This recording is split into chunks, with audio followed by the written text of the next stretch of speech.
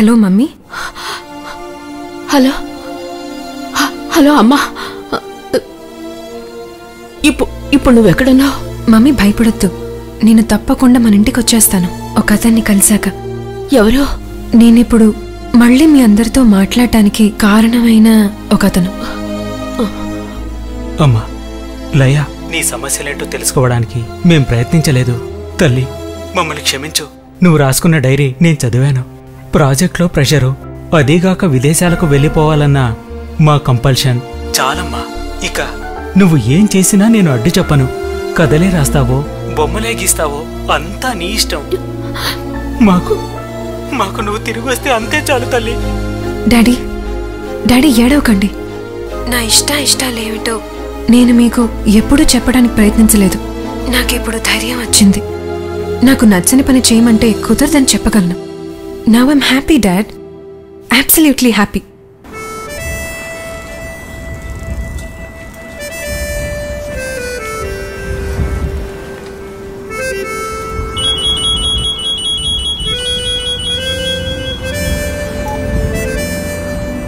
Hello. నాకు తెలుసు నువ్వు సాంగ్ రికార్డింగ్ గురించి ఆలోచిస్తూ ఉంటావని. But I can't stop myself. I want thank you for giving my life back. ఎందుకు అలా ముభావంగా ఉన్నావు? ఏం లేదు, ఆ లిరిసిస్ట్ దాము అంతా స్పాయిల్ చేశాడు. రహమాన్ గారిని కలిస్తే ఇద్దామనుకున్నాను, ఇక కలవాలనిపించట్లేదు. ఎందుకు అలా డెస్పరేట్ అవుతావు? నువ్వేనా ఇలా నిరాశగా మాట్లాడుతున్నదే? ఇక నీ ఎన్నడైనా ఎప్పుడు చనిపోయినా పర్వాలేదని చెప్పావు కదా నువ్వు. ఎగ్జాక్ట్లీ అలాంటి రోజే నీకు ఇవాళ. కార్తీక్, నాకు కూడా అలాంటిదే ఈరోజు. బట్ ఆ ఒక్క ఫోన్ కాల్, ఒక్క రాంగ్ కాల్ నా జీవితాన్నే మార్చేసింది. నా డాడీతో కానీ మమ్మీతో కానీ నాకు తెలిసిన ఎవరితోనైనా కానీ ఎస్ అనేదాన్ని ఇప్పటి వరకు. కానీ ఇవాళ నేను నిర్ణయానికి వచ్చాను. ఇక నాకిష్టం లేనిది ఏదైనా జరిగితే నో అని చెప్పేస్తాను. ఆ ధైర్యం నాకొచ్చింది నీ వల్లే. ఇప్పుడే అర్థమైంది లిరిక్స్ నా పాటలో ఎలా ఉండాలో. Thank you so much.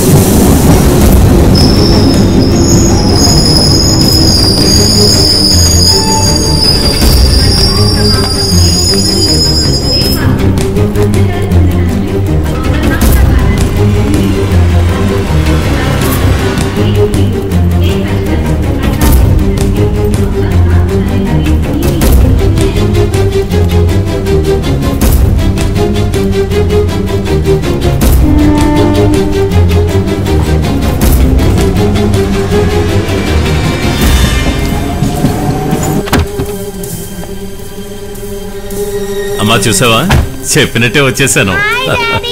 Thank you daddy. మీరు అక్కడే వెయిట్ చేయండి. 5 minutes, నేను ఇప్పుడే రెడీ అయ్యి వచ్చేస్తాను. హలో. నువ్వు నాకు కాల్ చేసి మంచి పని చేసావు. నేను నీ కాల్ కోసమే వెయిట్ చేస్తున్నాను. వాళ్ళందరూ లోపలికి వెళ్ళిపోయారు. నాకు చాలాసేపటి నుంచి కొత్త నెంబర్ నుంచి ఫోన్ వస్తుంది.